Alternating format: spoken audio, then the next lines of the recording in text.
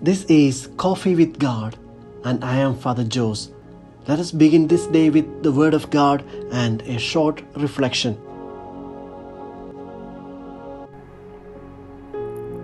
A reading from the Holy Gospel according to Luke, chapter 15, verses 1 to 10. Passage is taken from the Message version of the Bible. By this time, a lot of men and women of doubtful reputations were hanging around Jesus, listening intently. The Pharisees and religious scholars were not pleased, not at all pleased. They growled, "He takes in sinners and eats meals with them, treating them like old friends." Their grumbling triggered this story. Suppose one of you had 100 sheep and lost one. Wouldn't you leave the 99 in the wilderness and go after the lost one until you find it? When found, you can be sure you would put it across your shoulders, rejoicing, and when you got home call in your friends and neighbors saying, "Celebrate with me, I found my lost sheep." Count on it. There is more joy in heaven over one sinner's rescued life than 99 good people in no need of rescue. Or imagine a woman who has 10 coins and loses one. Won't she light a lamp and scour the house, looking in every nook and crannies until she finds it?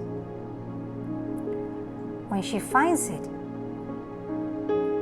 you can be sure she'll call her friends and neighbors, "Celebrate with me, I find my lost coin." Count on it. That's the kind of party God's angels throw every time one lost soul turns to God. The Gospel of the Lord.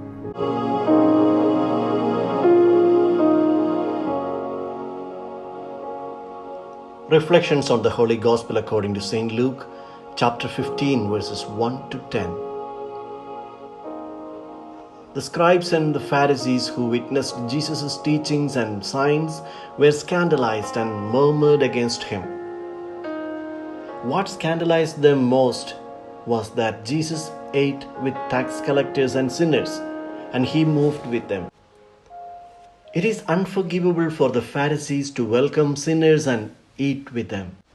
And Jesus responds to this murmuring hypocrisy with the parables which speak about joy and rejoicing. The single message of Luke's 3 lost and found parables in chapter 15 is God's joy. Jesus wants to make his point clear to his listeners and to us today. Ours is a God who does not like to lose what is his. And in order not to lose his own, he goes out and seeks out the lost. Pope Francis says, God cannot abide losing what is his. Thus, in the Gospel of John, during his Last Supper, we listen to his prayer that none of those whom thou hast given me may be lost.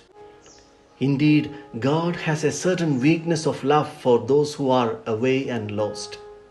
He goes in search of them.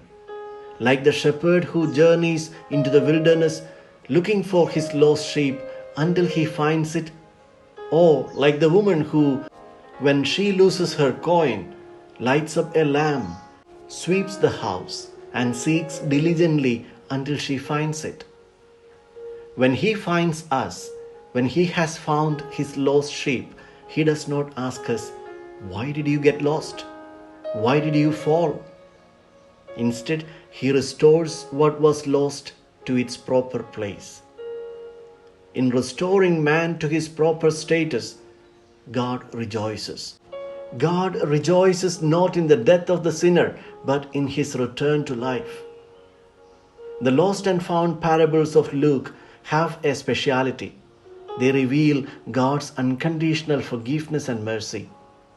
No questions asked.